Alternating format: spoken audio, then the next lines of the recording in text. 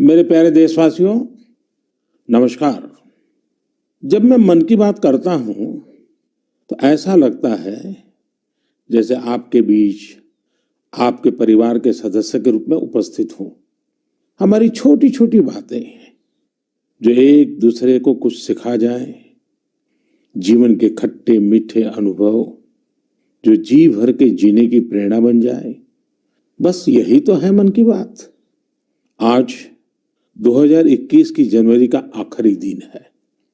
क्या आप भी मेरी तरह ये सोच रहे हैं कि अभी कुछ ही दिन पहले तो 2021 शुरू हुआ था? लगता ही नहीं कि जनवरी का पूरा महीना बीत गया है। समय की गति इसी को तो कहते हैं। कुछ दिन पहले की ही तो बात लगती है जब हम एक दूसरे को शुभकामनाएं दे रहे थे। फिर हमने लोहड़ी मनाई, मकर संक्रांति मनाई, पोंगल, बिहू मनाया। देश के अलग अलग हिस्सों में त्योहारों की धूम रही। 23 जनवरी को हमने नेताजी सुभाष चंद्र बोस के जन्मदिन को पराक्रम दिवस के तौर पर मनाया और 26 जनवरी को गणतंत्र दिवस की शानदार परेड भी देखी। राष्ट्रपति जी द्वारा संसद के संयुक्त सत्र को संबोधन के बाद बजट सत्र भी शुरू हो गया है। इन सभी के बीच एक और कार्य हुआ जिसका हम सभी को बहुत इंतजार रहता है। ये है पद्म पुरस्कारों की घोषणा। राष्ट्र ने असाधारण कार्य कर रहे लोगों को उनकी उपलब्धियां और मानवता के प्रति उनके योगदान के लिए सम्मानित किया। इस साल भी पुरस्कार पाने वालों में वे लोग शामिल हैं जिन्होंने अलग अलग क्षेत्रों में बेहतरीन काम किया है। अपने कामों से किसी का जीवन बदला है, देश को आगे बढ़ाया है। यानी जमीनी स्तर पर काम करने वाले अनसंग हीरोज को पद्म सम्मान देने की जो परंपरा देश ने कुछ वर्ष पहले शुरू की थी, वो इस बार भी कायम रखी गई है। मेरा आप सभी से आग्रह है कि इन लोगों के बारे में, उनके योगदान के बारे में जरूर जानें। परिवार में उनके बारे में चर्चा करें। देखिएगा सबको इससे कितनी प्रेरणा मिलती है। इस महीने क्रिकेट पिच से भी बहुत अच्छी खबर मिली। हमारी क्रिकेट टीम ने शुरुआती दिक्कतों के बाद शानदार वापसी करते हुए ऑस्ट्रेलिया में सीरीज जीती। हमारे खिलाड़ियों का हार्डवर्क और टीम वर्क प्रेरित करने वाला है। इन सब के बीच दिल्ली में 26 जनवरी को तिरंगा का अपमान देख देश बहुत दुखी भी हुआ। हमें आने वाले समय को नई आशा और नवीनता से भरना है। हमने पिछले साल असाधारण संयम और साहस का परिचय दिया। इस साल भी हमें कड़ी मेहनत करके अपने संकल्पों को सिद्ध करना है। अपने देश को और तेज गति से आगे ले जाना है। मेरे प्यारे देशवासियों, इस साल की शुरुआत के साथ ही कोरोना के खिलाफ हमारी लड़ाई को भी करीब करीब 1 साल पूरा हो गया है। जैसे कोरोना के खिलाफ भारत की लड़ाई एक उदाहरण बनी है, वैसे ही अब हमारा वैक्सीनेशन प्रोग्राम भी दुनिया में एक मिसाल बन रहा है। आज भारत दुनिया का सबसे बड़ा कोविड वैक्सीन प्रोग्राम चला रहा है। आप जानते हैं और भी ज्यादा गर्व की बात क्या है? हम सबसे बड़े वैक्सीन प्रोग्राम के साथ ही दुनिया में सबसे तेज गति से अपने नागरिकों का वैक्सीनेशन भी कर रहे हैं। सिर्फ 15 दिन में भारत अपने 30 लाख से ज्यादा कोरोना वॉरियर का टीकाकरण कर चुका है, जबकि अमेरिका जैसे समृद्ध देश को इसी काम में 18 दिन लगे थे और ब्रिटेन को 36 दिन। साथियों, मेड इन इंडिया वैक्सीन आज भारत की आत्मनिर्भरता का तो प्रतीक है ही, भारत के आत्मगौरव का भी प्रतीक है। नमो ऐप पर यूपी से भाई हिमांशु यादव ने लिखा है कि मेड इन इंडिया वैक्सीन से मन में एक नया आत्मविश्वास आ गया है। मदुरई से कीर्ति जी लिखती हैं कि उनके कई विदेशी दोस्त उनको मैसेज भेजकर भारत का शुक्रिया अदा कर रहे हैं। कीर्ति जी के दोस्तों ने उन्हें लिखा है कि भारत ने जिस तरह कोरोना से लड़ाई में दुनिया की मदद की है, उससे भारत के बारे में उनके मन में इज्जत और भी बढ़ गई है। कीर्ति जी, देश का ये गौरवगान सुनकर मन की बात के श्रोताओं को भी गर्व होता है। आजकल मुझे भी अलग अलग देशों के राष्ट्रपति और प्रधानमंत्रियों की तरफ से भारत के लिए ऐसे ही संदेश मिलते हैं। आपने भी देखा होगा, अभी ब्राजील के राष्ट्रपति ने ट्वीट करके जिस तरह से भारत को धन्यवाद दिया है, वो देखकर हर भारतीय को कितना अच्छा लगा। हजारों किलोमीटर दूर दुनिया के दूर सुदूर कोने के निवासियों को रामायण के उस प्रसंग की इतनी गहरी जानकारी है, उनके मन पर गहरा प्रभाव है। ये हमारी संस्कृति की विशेषता है। साथियों, इस वैक्सीनेशन कार्यक्रम में आपने एक और बात पर अवश्य ध्यान दिया होगा।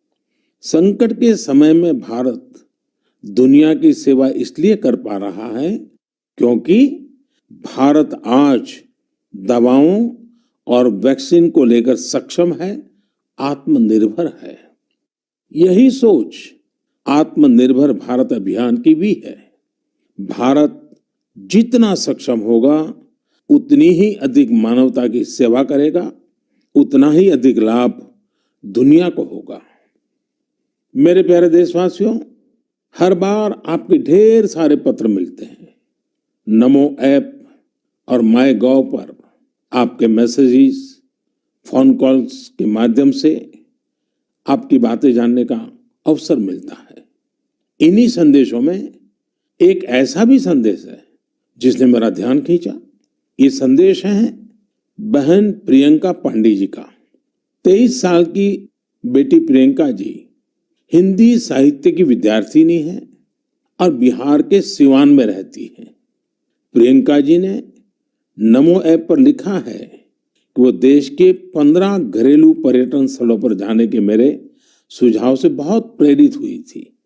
इसलिए 1 जनवरी को वो एक जगह के लिए निकली जो बहुत खास थी। वे जगह थी उनके घर से 15 किलोमीटर दूर देश के पहले राष्ट्रपति डॉक्टर राजेंद्र प्रसाद जी का पैतृक निवास। प्रियंका जी ने बड़ी सुंदर बात लिखी है कि अपने देश की महान विभूतियों को जानने की दिशा में उनका ये पहला कदम था। प्रियंका जी को वहां डॉक्टर राजेंद्र प्रसाद जी द्वारा लिखी गई पुस्तकें मिली, अनेक ऐतिहासिक तस्वीरें मिली। वाकई प्रियंका जी, आपका यह अनुभव दूसरों को भी प्रेरित करेगा। साथियों, इस वर्ष से भारत अपनी आजादी के 75 वर्ष का समारोह अमृत महोत्सव शुरू करने जा रहा है।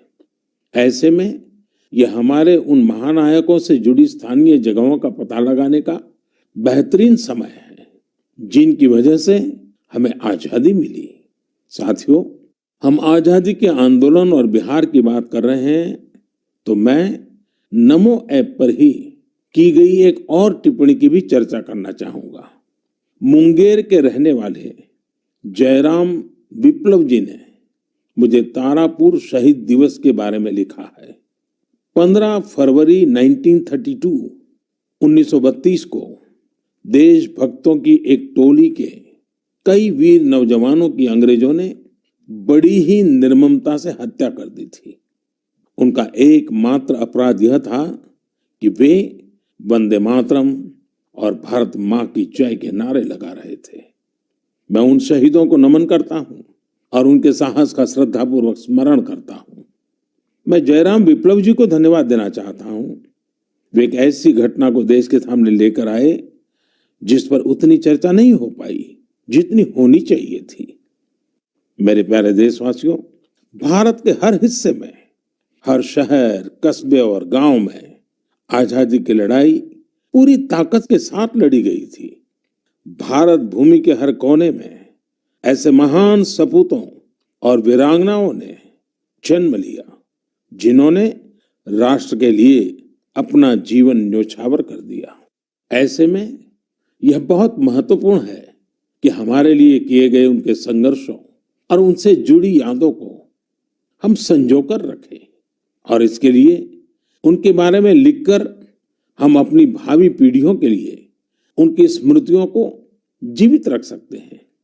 मैं सभी देशवासियों को और खास करके अपने युवा साथियों को आह्वान करता हूं कि ये देश के स्वतंत्रता सेनानियों के बारे में, आजादी से जुड़ी घटनाओं के बारे में लिखें।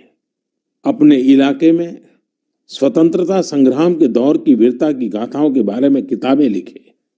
अब जबकि भारत अपनी आजादी के 75 वर्ष मनाएगा, तो आपका लेखन आजादी के नायकों के प्रति उत्तम श्रद्धांजलि होगी। यंग राइटर्स के लिए इंडिया 75 के निमित्त एक इनिशिएटिव शुरू किया जा रहा है। इससे सभी राज्यों और भाषाओं के युवा लेखकों को प्रोत्साहन मिलेगा।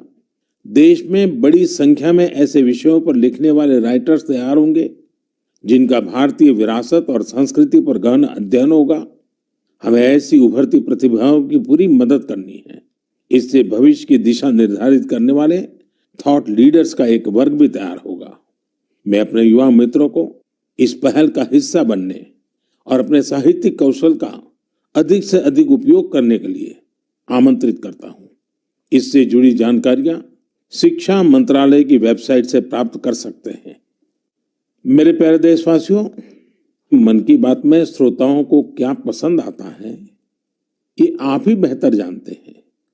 लेकिन मुझे मन की बात में सबसे अच्छा ये लगता है कि मुझे बहुत कुछ जानने, सीखने और पढ़ने को मिलता है। एक प्रकार से परोक्ष रूप से आप सबसे जुड़ने का अवसर मिलता है। किसी का प्रयास, किसी का जज्बा, किसी का देश के लिए कुछ कर गुजर जाने का जुनून, यह सब मुझे बहुत प्रेरित करते हैं, ऊर्जा से भर देते हैं। हैदराबाद के बोयिनपल्ली में एक स्थानीय सब्जी मंडी किस तरह अपने दायित्व को निभा रही है, ये पढ़कर भी मुझे बहुत अच्छा लगा। हम सब ने देखा है कि सब्जी मंडियों में अनेक वजहों से काफी सब्जी खराब हो जाती है। ये सब्जी इधर उधर फैलती हैं, गंदगी भी फैलाती हैं। लेकिन बोयिनपल्ली की सब्जी मंडी ने तय किया कि हर रोज बचने वाली इन सब्जियों को ऐसे ही फेंका नहीं जाएगा। सब्जी मंडी से जुड़े लोगों ने तय किया इससे बिजली बनाई जाएगी। बेकार हुई सब्जियों से बिजली बनाने के बारे में शायद ही आपने कभी सुना हो। यही तो इनोवेशन की ताकत है। आज बोयिनपल्ली की मंडी में पहले जो वेस्ट था, आज उसी से वेल्थ क्रिएट हो रही है। यही तो कचरे से कंचन बनाने की यात्रा है। वहां हर दिन करीब 10 टन वेस्ट निकलता है। इसे एक प्लांट में इकट्ठा कर लिया जाता है। प्लांट के अंदर इस वेस्ट से हर दिन 500 यूनिट बिजली बनती है और करीब 30 किलो बायोफ्यूल भी बनता है। इस बिजली से ही सब्जी मंडी में रोशनी होती है और जो बायोफ्यूल बनता है उससे मंडी की कैंटीन में खाना बनाया जाता है ना कमाल का प्रयास। ऐसा ही एक कमाल हरियाणा के पंचकुला की बड़ौद ग्राम पंचायत ने भी करके दिखाया है। इस पंचायत के क्षेत्र में पानी की निकासी की समस्या थी। इस वजह से गंदा पानी इधर उधर फैल रहा था, बीमारी फैलाता था। लेकिन बड़ौद के लोगों ने तय किया इस वाटर वेस्ट से भी वेल्थ क्रिएट करेंगे। ग्राम पंचायत ने पूरे गांव से आने वाले गंदे पानी को एक जगह इकट्ठा करके फिल्टर करना शुरू किया और फिल्टर किया हुआ ये पानी अब गांव के किसान खेतों में सिंचाई के लिए इस्तेमाल कर रहे हैं। यानी प्रदूषण, गंदगी और बीमारियों से छुटकारा भी और खेतों में सिंचाई भी। साथियों, पर्यावरण की रक्षा से कैसे आमदनी के रास्ते भी खुलते हैं, इसका एक उदाहरण अरुणाचल प्रदेश के तवांग में भी देखने को मिला। अरुणाचल प्रदेश के इस पहाड़ी इलाके में सदियों से मोन शुगु नाम का एक पेपर बनाया जाता है। ये कागज यहाँ के स्थानीय शुगु शेंग नाम के एक पौधे की छाल से बनाते हैं। इसलिए इस कागज को बनाने के लिए पेड़ों को नहीं काटना पड़ता है। इसके अलावा इसे बनाने में किसी केमिकल का इस्तेमाल भी नहीं होता है। यानी ये कागज पर्यावरण के लिए भी सुरक्षित है और स्वास्थ्य के लिए भी। एक वो भी समय था जब इस कागज का निर्यात होता था, लेकिन जब आधुनिक तकनीक से बड़ी मात्रा में कागज बनने लगे तो ये स्थानीय कला बंद होने की कगार पर पहुंच गई। अब एक स्थानीय सामाजिक कार्यकर्ता गोम्बू ने इस कला को पुनर्जीवित करने का प्रयास किया है। इससे यहाँ के आदिवासी भाई बहनों को रोजगार भी मिल रहा है। मैंने एक और खबर केरल की देखी है जो हम सभी को अपने दायित्वों का एहसास कराती है। केरल के कोट्टयम में एक दिव्यांग बुजुर्ग हैं, एनएस राजप्पन साहब। राजप्पन जी पैरालिसिस के कारण चलने में असमर्थ हैं, लेकिन इससे स्वच्छता के प्रति उनके समर्पण में कोई कमी नहीं आई है। वो पिछले कई सालों से नाव से वेम्बनाड झील में जाते हैं और झील में फेंकी गई प्लास्टिक की बोतलें बाहर निकाल करके ले आते हैं। सोचिए, राजप्पन जी की सोच कितनी ऊंची है। हमें भी राजप्पन जी से प्रेरणा लेकर स्वच्छता के लिए जहां संभव हो अपना योगदान देना चाहिए। मेरे प्यारे देशवासियों, कुछ दिन पहले आपने देखा होगा अमेरिका के सैन फ्रांसिस्को से बंगलुरु के लिए एक नॉन स्टॉप फ्लाइट की कमान भारत की 4 विमेन पायलट्स ने संभाली। 10,000 किलोमीटर से भी ज्यादा लंबा सफर तय करके ये फ्लाइट 225 से अधिक यात्रियों को भारत लेकर आई। आपने इस बार 26 जनवरी की परेड में भी गौर किया होगा, जहां भारतीय वायुसेना की 2 विमेन ऑफिसर्स ने नया इतिहास रच दिया है। क्षेत्र कोई भी हो, देश की महिलाओं की भागीदारी लगातार बढ़ रही है। लेकिन अक्सर हम देखते हैं कि देश के गांवों में हो रहे इसी तरह के बदलाव की उतनी चर्चा नहीं हो पाती। इसलिए जब मैंने एक खबर मध्य प्रदेश के जबलपुर की देखी तो मुझे लगा कि इसका जिक्र तो मुझे मन की बात में जरूर करना चाहिए। ये खबर बहुत प्रेरणा देने वाली है। जबलपुर के चिचगांव में कुछ आदिवासी महिलाएं एक राइस मिल में दिहाड़ी पर काम करती थी। कोरोना वैश्विक महामारी ने जिस तरह दुनिया के हर व्यक्ति को प्रभावित किया, उसी तरह ये महिलाएं भी प्रभावित हुई। उनकी राइस मिल में काम रुक गया। स्वाभाविक है कि इससे आमदनी की भी दिक्कत आने लगी, लेकिन ये निराश नहीं हुई। इन्होंने हार नहीं मानी। इन्होंने तय किया कि साथ मिलकर अपनी खुद की राइस मिल शुरू करेगी। जिस मिल में ये काम करती थी वो अपनी मशीन भी बेचना चाहती थी। इनमें से मीना रहंगडाले जी ने सब महिलाओं को जोड़कर स्वयं सहायता समूह बनाया और सबने अपनी बचाई हुई पूंजी से पैसा जुटाया। जो पैसा कम पड़ा उसके लिए आजीविका मिशन के तहत बैंक से कर्ज ले लिया। और अब देखिए, इन आदिवासी बहनों ने वही राइस मिल खरीद ली जिसमें वो कभी काम किया करती थी। आज वो अपनी खुद की राइस मिल चला रही हैं। इतने ही दिनों में इस मिल ने करीब 3 लाख रुपए का मुनाफा भी कमा लिया है। इस मुनाफे से मीना जी और उनकी साथी सबसे पहले बैंक का लोन चुकाने और फिर अपने व्यापार को बढ़ाने के लिए तैयारी कर रही हैं। कोरोना ने जो परिस्थितियां बनाई उससे मुकाबले के लिए देश के कोने कोने में ऐसे अद्भुत काम हुए हैं। मेरे प्यारे देशवासियों, अगर मैं आपसे बुंदेलखंड के बारे में बात करूं तो वो कौन सी चीजें हैं जो आपके मन में आएगी? इतिहास में रुचि रखने वाले लोग इस क्षेत्र को झांसी की रानी लक्ष्मीबाई के साथ जोड़ेंगे।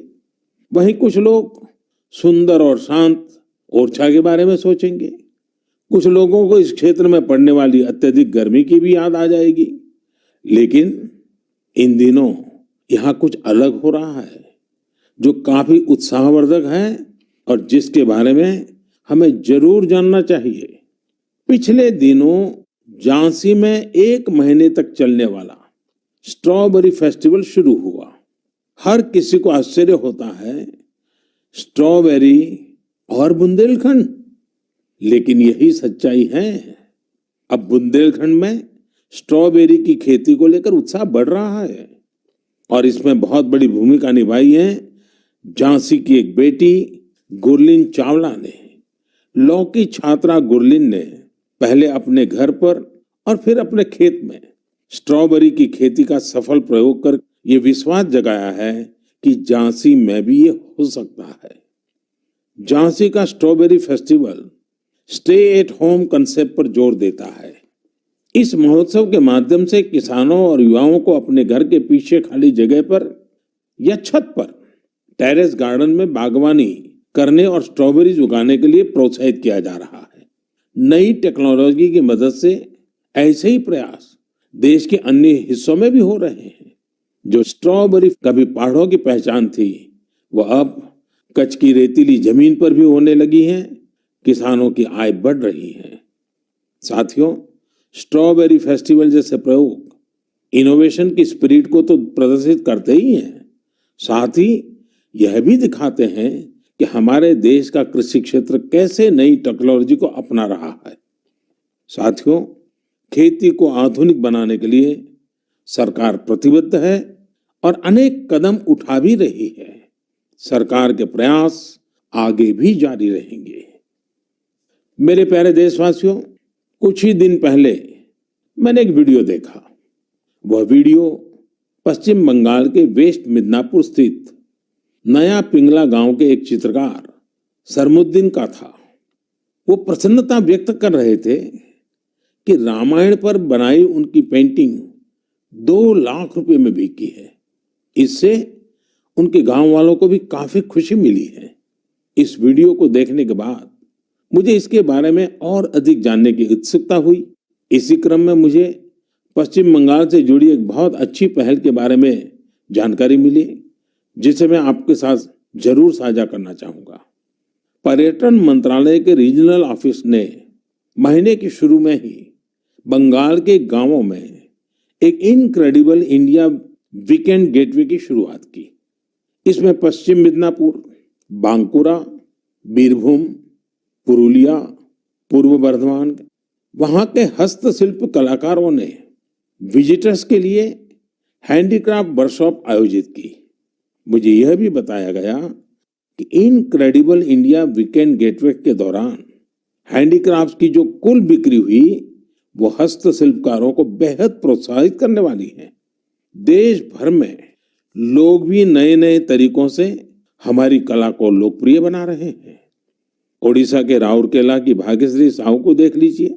वैसे तो इंजीनियरिंग की छात्रा है, लेकिन पिछले कुछ महीनों में उन्होंने पट्टचित्र कला को सीखना शुरू किया और उसमें निपुणता हासिल कर ली है।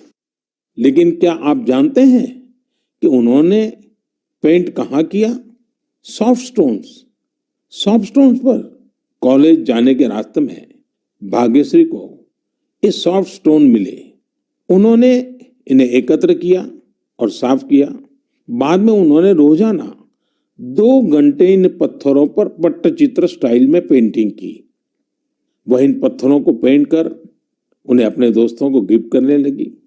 लॉकडाउन के दौरान उन्होंने बोतलों पर भी पेंट करना शुरू कर दिया। अब तो वो इस आर्ट पर वर्कशॉप भी आयोजित करती हैं। कुछ दिन पहले ही सुभाष बाबू की जयंती पर भाग्यश्री ने पत्थर पर ही उन्हें अनोखी श्रद्धांजलि दी। मैं भविष्य के उनके प्रयासों के लिए शुभकामनाएं देता हूं। आर्ट एंड कलर्स के जरिए बहुत कुछ नया सीखा जा सकता है, किया जा सकता है। झारखंड के दुमका में किए गए एक ऐसे ही अनुपम प्रयास के बारे में मुझे बताया गया। यहाँ मिडिल स्कूल के एक प्रिंसिपल ने बच्चों को पढ़ाने और सिखाने के लिए गांव की दीवारों को ही अंग्रेजी और हिंदी के अक्षरों से पेंट करवा दिया। साथ ही उसमें अलग अलग चित्र भी बनाए गए हैं। इससे गांव के बच्चों को काफी मदद मिल रही है। मैं ऐसे सभी लोगों का अभिनंदन करता हूं जो इस प्रकार के प्रयासों में लगे हैं। मेरे प्यारे देशवासियों, भारत से हजारों किलोमीटर दूर, कई महासागरों महाद्वीपों के पार एक देश है जिसका नाम है चिले। भारत से चिले पहुंचने में बहुत अधिक समय लगता है, लेकिन भारतीय संस्कृति की खुशबू वहां बहुत समय पहले से ही फैली हुई है। एक और खास बात यह है कि वहां पर योग बहुत अधिक लोकप्रिय है।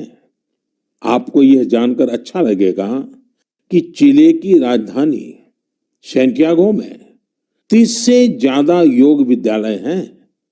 चिले में अंतर्राष्ट्रीय योग दिवस भी बड़े ही उत्साह से मनाया जाता है। मुझे बताया गया है कि हाउस ऑफ डेप्यूटीज में योग दिवस को लेकर बहुत ही गर्मजोशी भरा माहौल होता है। कोरोना के इस समय में इम्यूनिटी पर जोर और इम्यूनिटी बढ़ाने में योग की ताकत को देखते हुए अब वे लोग योग को पहले से कहीं ज्यादा महत्व दे रहे हैं। चिले की कांग्रेस यानी वहां की पार्लियामेंट ने एक प्रस्ताव पारित किया है। वहां 4 नवंबर को नेशनल योगा डे घोषित किया गया है। अब आप ये सोच सकते हैं कि आखिर 4 नवंबर में ऐसा क्या है। 4 नवंबर 1962 को ही चिले का पहला योग संस्थान होजे राफाल एस्ट्राडा द्वारा स्थापित किया गया था। इस दिन को नेशनल योगा डे घोषित करके एस्ट्राडा जी को भी श्रद्धांजलि दी गई है। चिले की पार्लियामेंट द्वारा यह एक विशेष सम्मान है जिस पर हर भारतीय को गर्व है। वैसे चिले की संसद से जुड़ी एक और बात आपको दिलचस्प लगेगी। चिले सीनेट के वाइस प्रेसिडेंट का नाम रविंद्रनाथ क्विंटेरॉस है। उनका यह नाम विश्व कवि गुरुदेव टैगोर से प्रेरित होकर रखा गया है। मेरे प्यारे देशवासियों, माय गॉव पर महाराष्ट्र के जालना के डॉक्टर स्वप्निल मंत्री और केरल के पलक्कड़ के प्रहलाद राजगोपाल ने आग्रह किया है कि मैं मन की बात में सड़क सुरक्षा पर भी आपसे बात करूं। इसी महीने 18 जनवरी से 17 फरवरी तक हमारा देश सड़क सुरक्षा माह यानी रोड सेफ्टी मंथ भी मना रहा है। सड़क हादसे आज हमारे देश में ही नहीं, पूरी दुनिया में चिंता का विषय है। आज भारत में रोड सेफ्टी के लिए सरकार के साथ ही व्यक्तिगत और सामूहिक स्तर पर कई तरह के प्रयास भी किए जा रहे हैं। जीवन बचाने के इन प्रयासों में हम सबको सक्रिय रूप से भागीदार बनना चाहिए। साथियों, आपने ध्यान दिया होगा बॉर्डर रोड ऑर्गेनाइजेशन जो सड़कें बनाती हैं, उससे गुजरते हुए आपको बड़े ही इनोवेटिव स्लोगन्स देखने को मिलते हैं। This is highway not runway, या फिर be mister late than late mister. ये स्लोगन्स सड़क पर सावधानी बरतने को लेकर लोगों को जागरूक करने में काफी प्रभावी होते हैं। अब आप भी ऐसे ही इनोवेटिव स्लोगन्स या कैच फ्रेजेस माय गॉव पर भेज सकते हैं। आपके अच्छे स्लोगन्स भी इस अभियान में उपयोग किए जाएंगे। साथियों, रोड सेफ्टी के बारे में बात करते हुए मैं नमो ऐप पर कोलकाता की अपर्णा दास जी की एक पोस्ट की चर्चा करना चाहूंगा। अपर्णा जी ने मुझे फास्टैग प्रोग्राम पर बात करने की सलाह दी है। उनका कहना है कि फास्टैग से यात्रा का अनुभव ही बदल गया है। इससे समय की तो बचत होती ही है, टोल प्लाजा पर रुकने, कैश पेमेंट की चिंता करने जैसी दिक्कतें भी खत्म हो गई हैं। अपर्णा जी की बात सही भी है। पहले हमारे यहाँ टोल प्लाजा पर एक गाड़ी को औसतन 7 से 8 मिनट लग जाते थे, लेकिन फास्टैग आने के बाद ये समय औसतन सिर्फ 1.5-2 मिनट रह गया है। टोल प्लाजा पर वेटिंग टाइम में कमी आने से गाड़ी के ईंधन की बचत भी हो रही है। इससे देशवासियों के करीब 21,000 करोड़ रुपए बचने का अनुमान है। यानी पैसे की भी बचत और समय की भी बचत। मेरा आप सभी से आग्रह है कि सभी दिशा निर्देशों का पालन करते हुए अपना भी ध्यान रखें और दूसरों का जीवन भी बचाएं। मेरे प्यारे देशवासियों, हमारे यहाँ कहा जाता है, जल बिंदु निपातेन क्रमशः पूर्यते घटः, अर्थात एक एक बूंद से ही घड़ा भरता है। हमारे एक एक प्रयास से ही हमारे संकल्प सिद्ध होते हैं। इसलिए 2021 की शुरुआत जिन लक्ष्यों के साथ हमने की है, उनको हम सबको मिलकर ही पूरा करना है। तो आइए हम सब मिलकर इस साल को सार्थक करने के लिए अपने अपने कदम बढ़ाएं। आप अपना संदेश, अपने आइडियाज जरूर भेजते रहिएगा। अगले महीने हम फिर मिलेंगे। इति विदा पुनर्मिलनाय।